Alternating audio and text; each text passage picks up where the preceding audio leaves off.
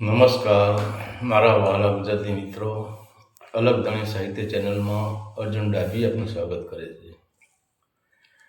તો આજે આપણે વાત કરીશું કે રામદેવજીનો બીજો અવતાર એટલે વિસામણ બાપુ.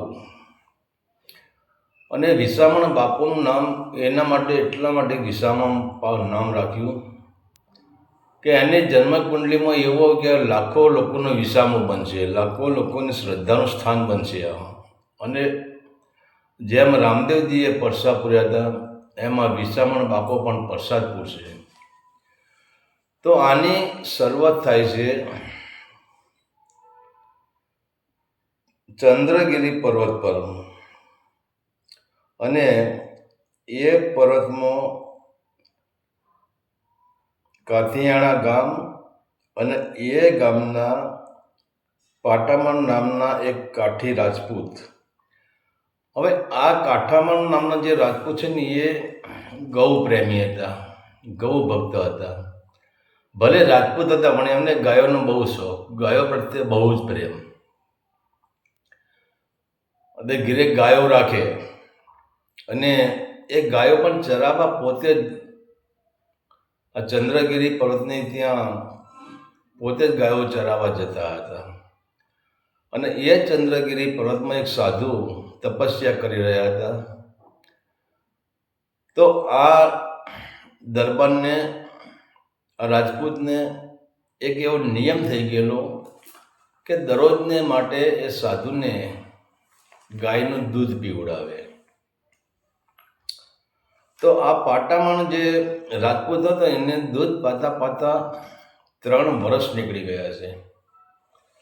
ત્યારે સાધુને 3 વર્ષ થઈ ગયા. ત્યારે સાધુ એક દિવસ પાટામણ રાજપૂતને કહે છે કે હે રાજપૂત, હે દરબાર,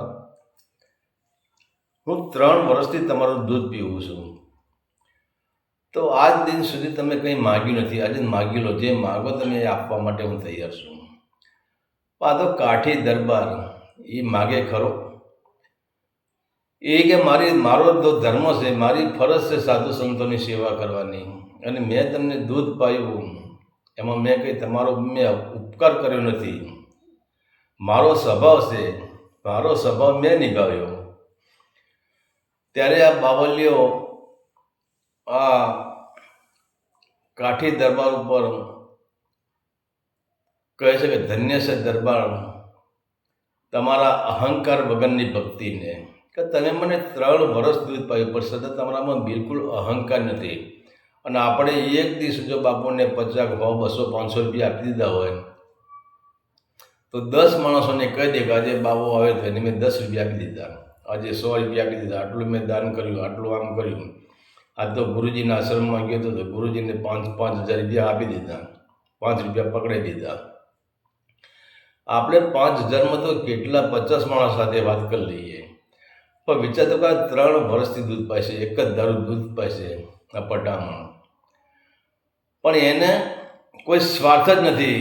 બાપુ ખુશ થશે ને મને કંઈક આપશે. આજે સામે ચાલીને બાવલીઓ કહે છે કે હે પઠામણ, હે કાઠી રાજપૂત, હે કાઠી દરબાર, તમે માગી લો, હું તમને આપવા તૈયાર છું આજે.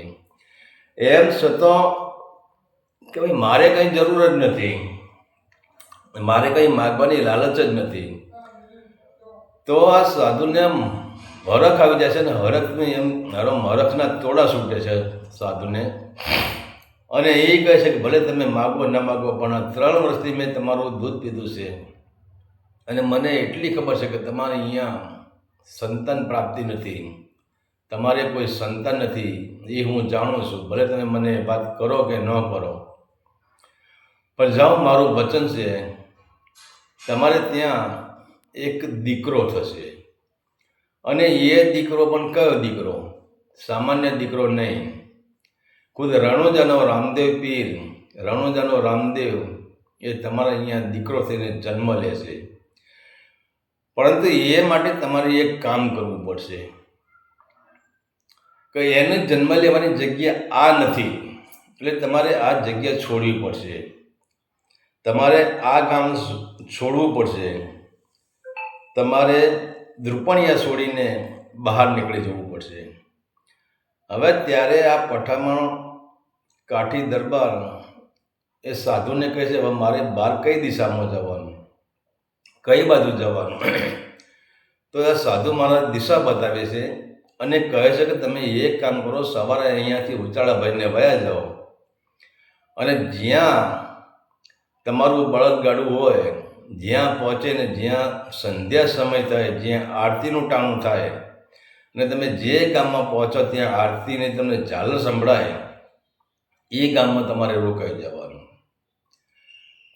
તો હવે આ સાધુના વચન પ્રમાણે આ કાઠી દરબાર છે એ સવારે પોતાના ઉચાળા ભરીને એની પત્નીને એના જે ઉચાળા હતા એ અહીંયાથી હાલતા થયા છે અને હાલતા બરાબર આમ જ્યાં પાળિયાદના સીમાડામાં આવ્યા છે, પાળિયાદના ગામમાં જે સીમાડામાં એમનું ગાડું આમ હાલતો આવે છે, અહીંયા જ સંધ્યા ટાઈમ થઈ જાય છે અને અહીંયા જ પાળિયાદમાં જે મંદિર હતા, જે મહાદેવ હતા, એમની આરતીઓ થવાનો સમય થઈ જાય. ત્યાં પાળિયાદમાં ઘંટ નગારા અને ઝાલર વાગે છે. ત્યારે પછી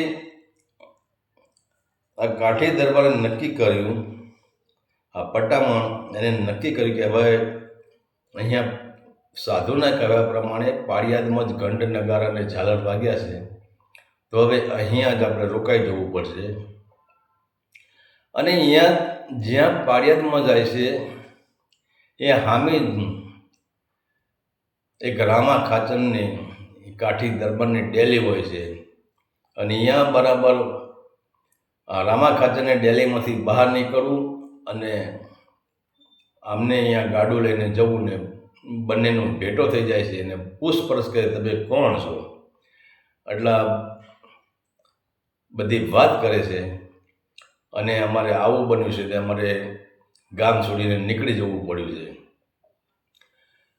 અને જ્યાં સાધુએ એમ કહ્યું કે જ્યાં આરતીનો સમય થાય, જ્યાં ઘંટલ નગારાને ઝાલર તમને સંભળાય, એ ગામમાં તમે રોકાઈ જજો.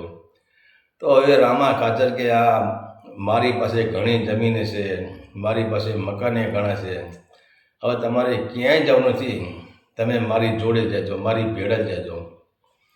હવે વિચાર તો કરો, રામા ખાચર અને આ પટ્ટામણ નામના જે કાઠી દરબાર છે એ બંને જોડે રહેશે અને એમ કરતાં સમય જાય છે અને ત્યાં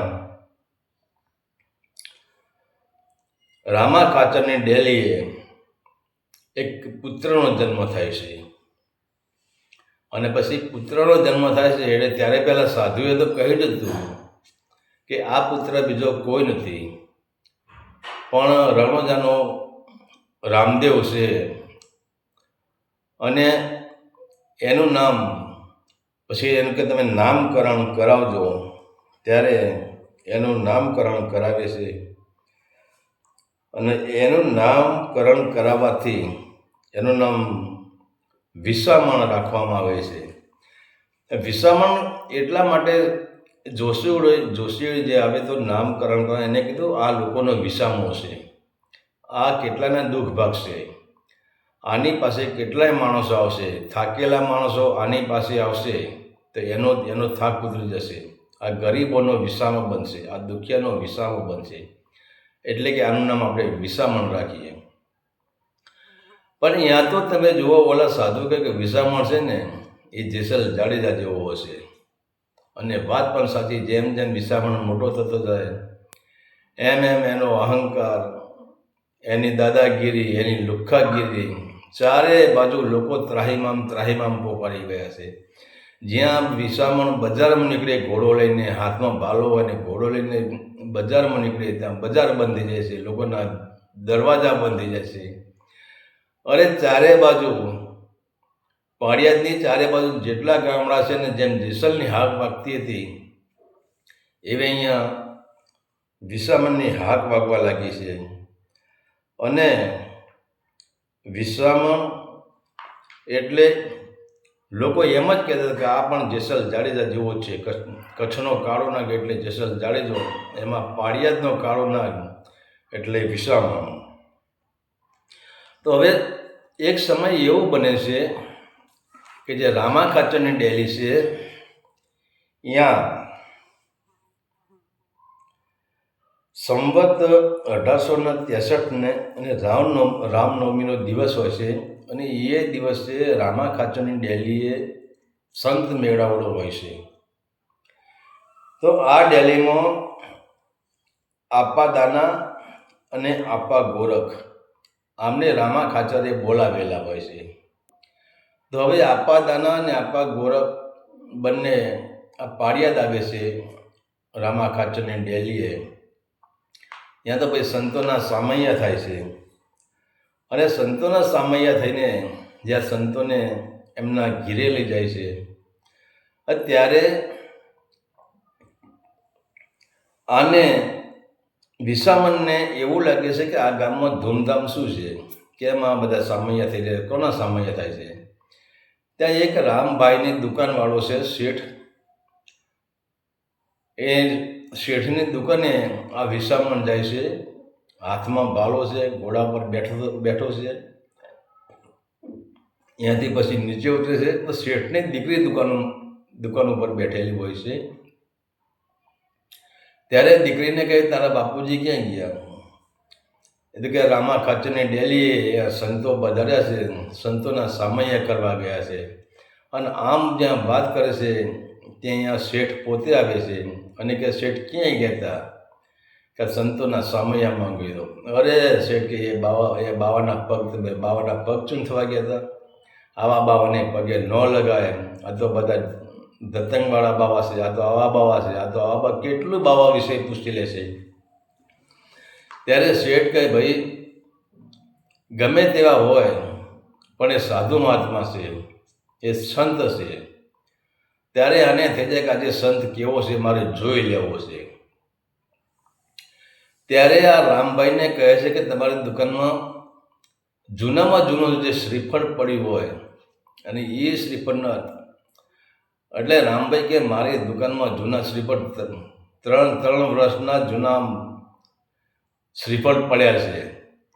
અને હવે તમે વિચાર કરો, 3 વર્ષના જે શ્રીફળ 3 વર્ષથી પડી રહ્યું એમાં શું હોય? કંઈ જ ન હોય, બગડી ગયેલા શ્રીફળ હોય.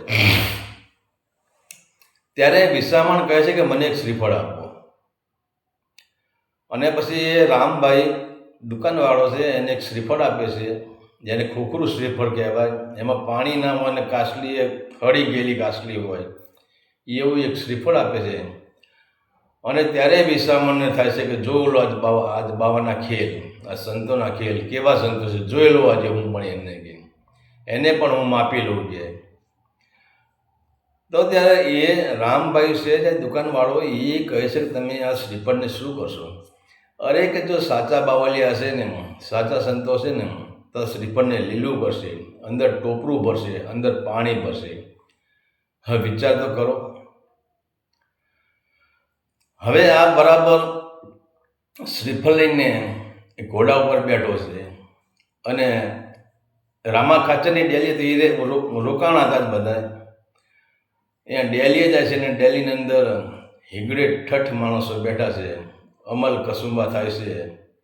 અને આ આપા દાના અને આપા ગોરખ એ બંને સત્સંગની વાતો કરે, અફીણ કસુંબા પીતા હોય છે.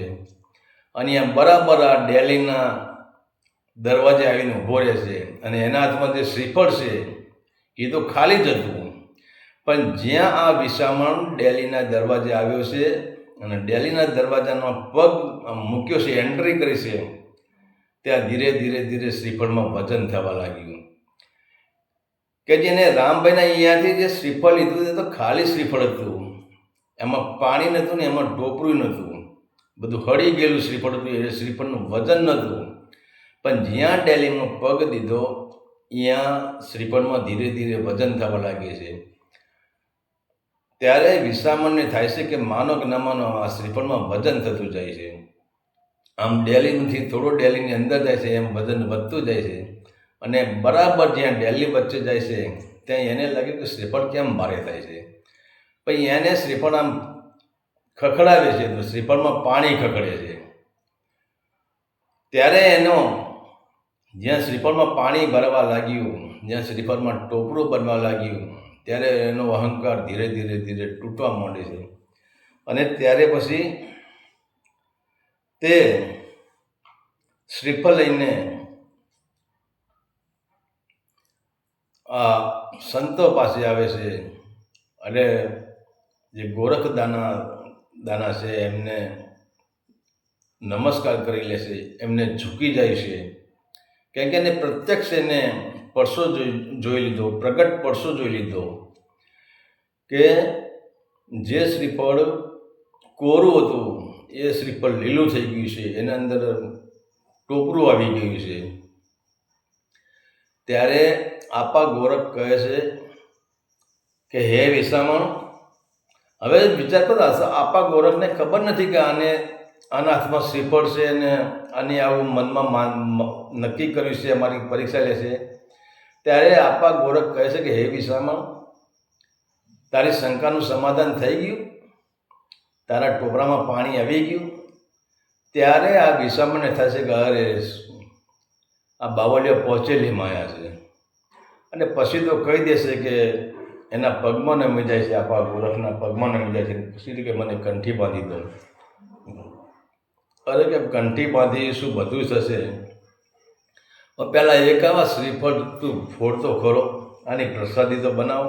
આ શ્રીફળ હવે ગુરુનું શ્રીફળ થઈ ગયું. અને જ્યાં વિશ્વામાં શ્રીફળ ફોડે છે ત્યાં એક કરશો ભાઈને પાણી નથી નીકળે છે. અને ટોપરું તો કેવું મીઠું મધ જેવું અંદરથી ટોપરું નીકળે છે. અને એની પછી પ્રસાદી કરે છે.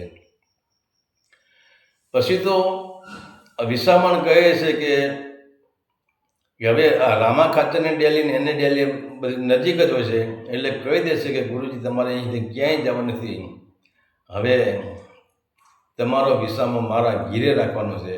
અને પછી તો આના વિસામને ત્યાં પણ પ્રભુ ભજન થાય છે, સત્સંગ થાય છે. તો વિસામણ આખું પરિવર્તન થઈ જાય છે. ત્યારે આપા દાના કહે છે આપા ગોરખને કે આ કોણ છે? ત્યારે આપા ગોરખ કહે છે કે આ જ રણુજાનો રામદેવ છે.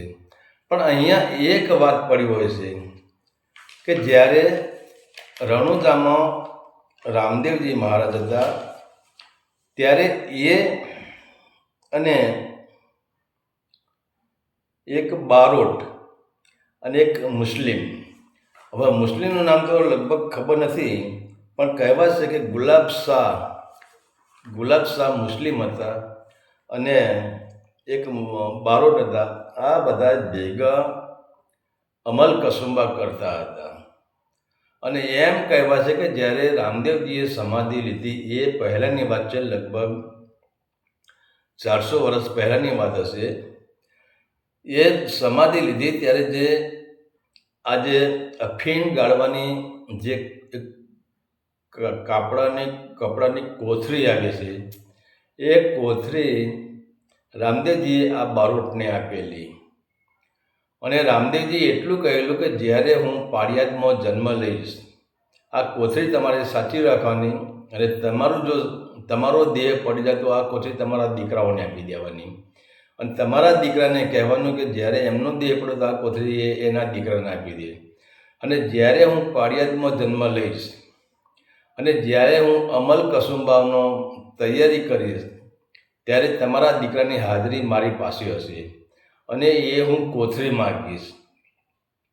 હવે કહેવાય છે કે આ વાતને 400-450 વર્ષો વીતી ગયા છે. અને જ્યાં આપા દાના અને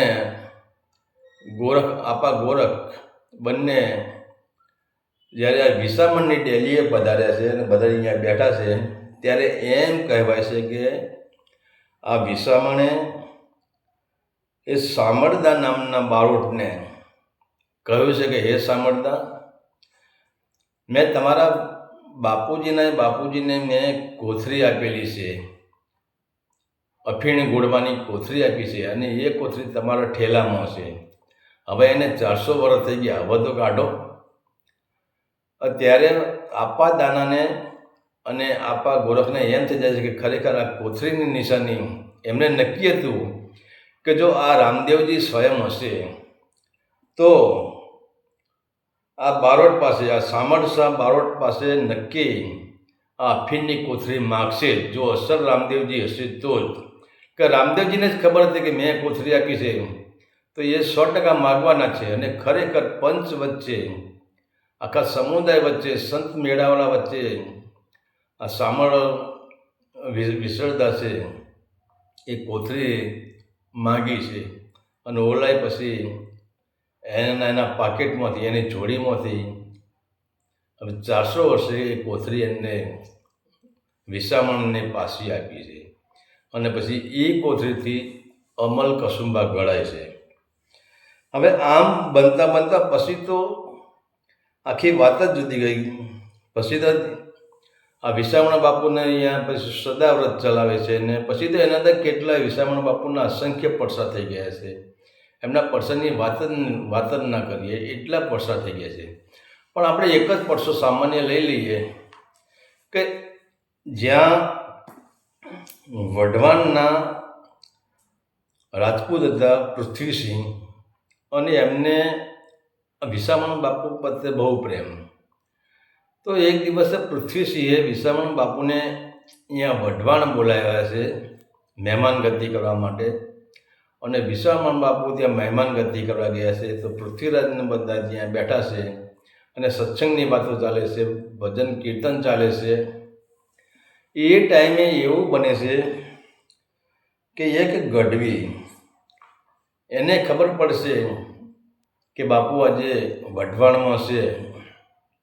અને આ બાજુ એવું બને છે કે ગઢવીનો એકનો એક દીકરો હશે અને એને સર્પદંશ થાય છે.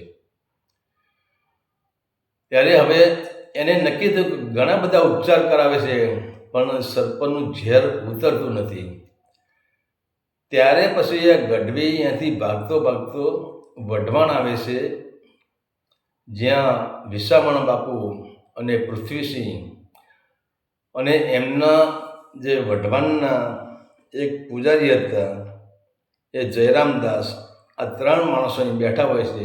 અને ગઢવી આવે છે કે બાપુ મને બચાવી લો, મારા દીકરાને બચાવી લો. વિસામણ બાપુના પગમાં પડી જાય છે. ચાંદણા સુઈએ ગઢવી રડવા માંડે છે. તો વિસામણ બાપુ કહે ભાઈ તકલીફ તને શું છે? કે બાપુ મને કંઈ તકલીફ નથી, મારો એકનો એક દીકરો છે અને એને સર્પદંશ થયો છે. ત્યારે હવે વિચાર કરજો, પોતે પડસાધારી છે પણ પોતે એ વિસામણ બાપુ અહંકાર વગરના હતા, એમનામાં અહંકાર નહોતો. પોતે પડસાધારી છે પણ એમને નક્કી કર્યું કે હું પડસો પડીશ. કે ભાઈ આ જયરામ ભગત છે, જયરામ સાધુ, જો એનાથી પડસો પુરાવો તો પૃથ્વીસિંહની નજર દ્રષ્ટિમાં એની કિંમત વધી જાય. ત્યારે વિસામણ બાપુ કહે છે કે અરે ભાઈ તું મને કાં પગે લાગે છે? આ બાજુમાં બેઠા જયરામદાસ બાપુ, એના ચરણ સ્પર્શ કરી લે, એ તારા દીકરાને હજીવન કરી દે છે.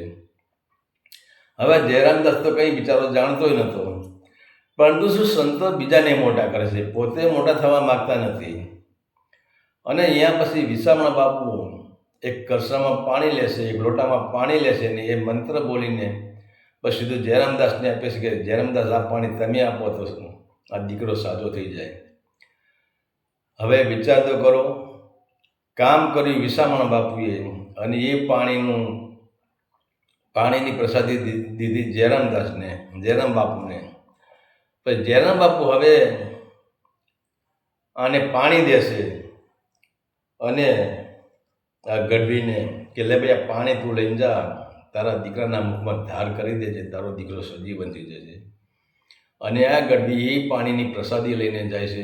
અને જ્યાં એનો દીકરો મરણ શૈયા પર પડ્યો હતો, બધી આશાઓ છોડી દીધી હતી, અને ત્યાં જે જયરામદાસે પાણી આપ્યું, જયરામ બાવાએ પાણી આપ્યું, એની ધાર એના મુખમાં કરે છે.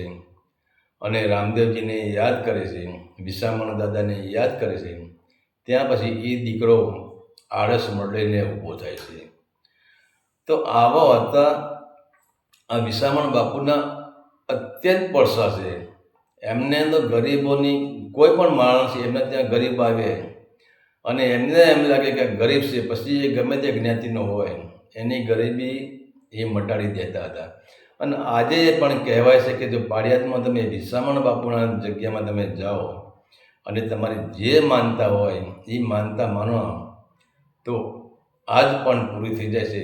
તો આ હતો રામદેવજી મહારાજનો બીજો જન્મ વિસરદાસ બાપુનો ઇતિહાસ.